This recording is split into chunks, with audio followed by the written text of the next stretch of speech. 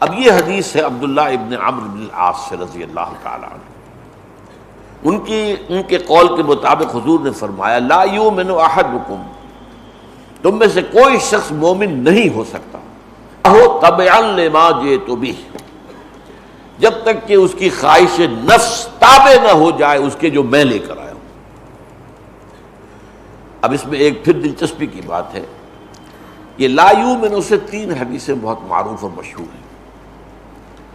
لا یؤمن احدکم حتی اکون احب الیہ من والدہ وولدہ والناس اجمعین، تم میں سے کوئی شخص مومن نہیں ہو سکتا جب تک کہ میں اسے محبوب تر نہ ہو جاؤں، اپنے باپ سے بھی، اپنے بیٹے سے بھی، اور تمام انسانوں سے۔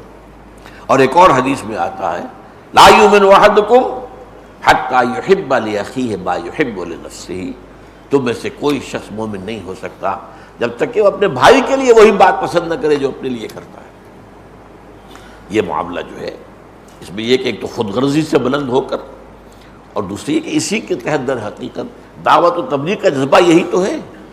اللہ تعالیٰ نے حق مجھ پر روشن کر دیا کہ میرا بھائی بھی اس سے محروم نہ رہے، دعوت و تبلیغ کا جذبہ یہ ہے، نصح و خیر خواہی کا جذبہ ہے کہ جو چیز میں نے اپنے لیے پسند کی ہے بھائی وہی اسی کا مشورہ میں تمہیں دے رہا ہوں۔ میں یہ نہیں کہہ رہا کہ خود میں تو کسی اور راستے پر چل رہا ہوں، تمہیں کسی اور راستے کی ہدایت کر رہا ہوں۔ تو یہ حدیثیں جو ہے ایک بات نوٹ کر لیجئے کہ لا یؤمن کا لفظی ترجمہ مومن نہیں ہو سکتا، اس کو قانونی معنی میں نہ لیں۔ حدیث نمبر 3 پر ہم نے 5 جو ہیں جمعے لگائے تھے حدیث جبرائیل پر، یہ قانونی ایمان، حقیقی ایمان، قانونی اسلام، حقیقی اسلام، ان کو 2 علیحدہ علیحدہ کیٹیگریز میں سمجھ لیجیے۔ لا یؤمن کا مطلب یہ نہیں ہے کہ وہ کافر ہو گیا، نہیں، یہاں ایسی حدیثوں میں ایمان سے مطلب ہے ایمان حقیقی۔ البتہ جو عام طور پر ترجمہ کر دیتے ہیں علماء، اس سے مجھے اختلاف ہے کہ ایمان کامل نہیں ہوتا جب تک کہ یہ نہ ہو۔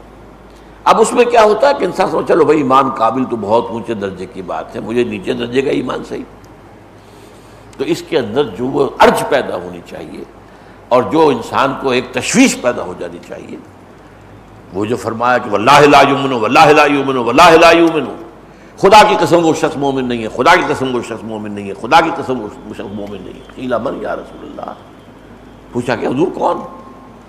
فرمایا الذی لا یامن جارہ بوائقہ، وہ شخص کہ جس کی ایذا رسانی سے اس کا پڑوسی امن میں نہیں ہے۔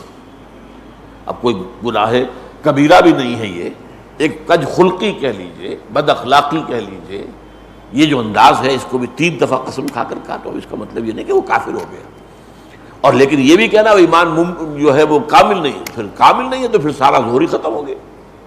پھر حدیث کے اندر جو بھی تشویق و ترغیب کا پہلو ہے وہ ظہور ختم ہو گیا۔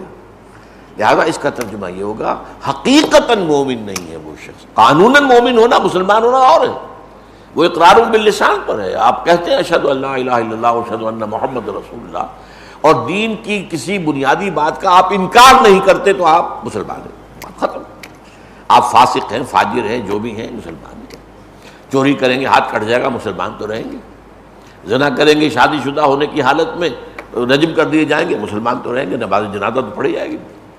تو ایک ہے اسلام یا قانونی ایمان، ایک ہے حقیقی ایمان اور حقیقی ایمان اور حقیقی اسلام، تو ان دونوں میں فرق و تفاوت نہ کرنے سے بہت بڑے مغالطے پیدا ہو جائیں۔